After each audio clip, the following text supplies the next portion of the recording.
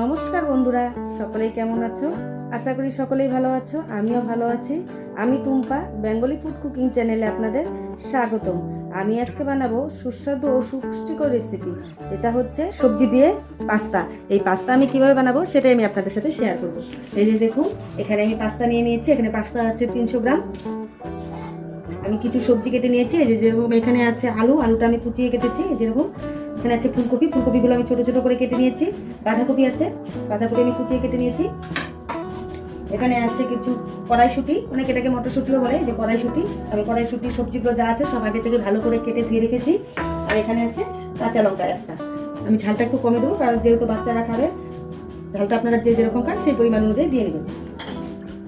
তো দেখুন বন্ধুরা, আমি কড়াই আগে থেকে আমি জল গরম বসিয়ে দিয়েছি। জল গরম হয়ে এসেছে। এখন আমি পাস্তাগুলোকে ভালো করে সেদ্ধ করে নেব।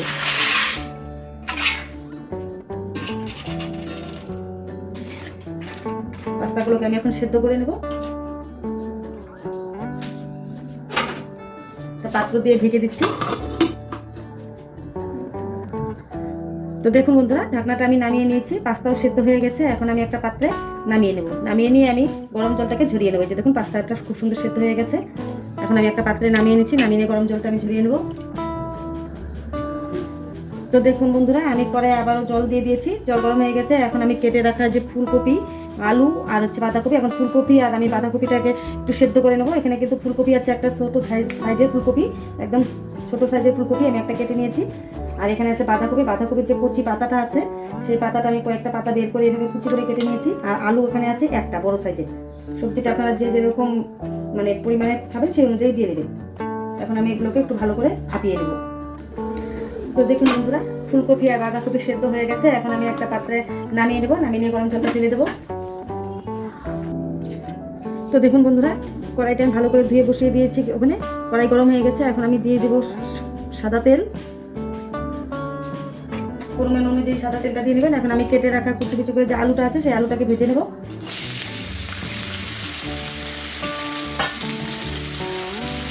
দিয়ে দিচ্ছি সামান্য পরিমাণ লবণ, তাহলে আলুটা ভালো সেদ্ধ হবে, সেটা ভালো লাগবে।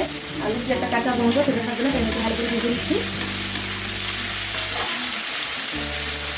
আমি কড়াইশুঁটিগুলো দিয়ে দিচ্ছি।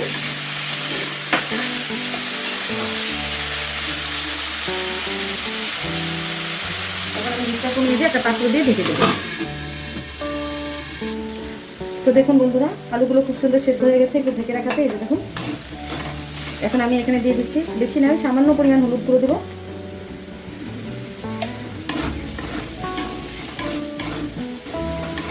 এখন আমি সেদ্ধ করে রাখা বাঁধাকপি আর ফুলকপিগুলো একসাথে ভেজে নেব।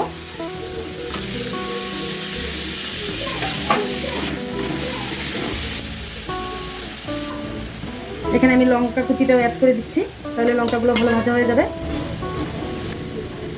তো দেখুন বন্ধুরা, আমি সবজিগুলোকে হালকা একটু ভেজে নিয়েছি। এখন আমি দিয়ে দেবো সেদ্ধ করে রাখা পাস্তাটাকে কিন্তু আমি গরম জলটা ঝরিয়ে রেখে তারপর ঠান্ডা জল দিয়ে ধুয়ে নিয়েছি, তাই একটার সাথে একটা লেগে ধরে নিই। অবশ্যই আপনারা গরম জলটা ফেলে দিয়ে ঠান্ডা জল দিয়ে ভিজিয়ে নেবেন।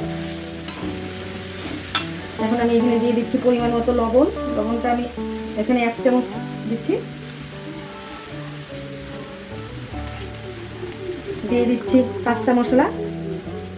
বন্ধুরা, আপনারা চাইলে এটা কিন্তু পেঁয়াজও দিতে পারেন, যেহেতু আমার এটা ভেজ চ্যানেল, পিওর ভেজ, তাই আমি পেঁয়াজ অ্যাড করিনি। আপনারা চাইলে পেঁয়াজটা অ্যাড করে দিতে পারেন। এখন আমি পাস্তা আর সবজি একসাথে ভালো করে মিশিয়ে ভেজে নেব। তো দেখুন বন্ধুরা, পাস্তা বানানো হয়ে গেছে। এখন আমি একটা পাত্রে সার্ভ করে নেব। কেমন হয়েছে পাস্তাটা অবশ্যই একটা কমেন্ট করে জানাবেন। ভালো লাগলে একটা লাইক করুন, শেয়ার করবেন। ধন্যবাদ। Thank you for watching this video.